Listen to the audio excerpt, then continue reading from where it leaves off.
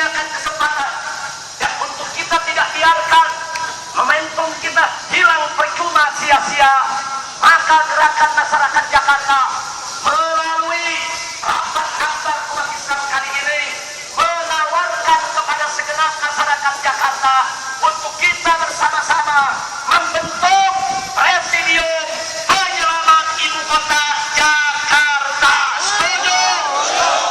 Setuju? Setuju? Di mana tugas presidium yang pertama hari ini setelah dideklarasikan nanti adalah memilih gubernur pilihan rakyat untuk masyarakat Jakarta. Takbir! Takbir! Takbir! Saya tanya, apakah setuju dibentuk presidium penyelamat Jakarta?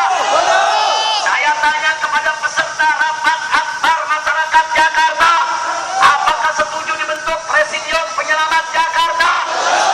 Setuju? Setuju? Dan apakah setuju kalau presidium tersebut diisi oleh para habaib, para kiai,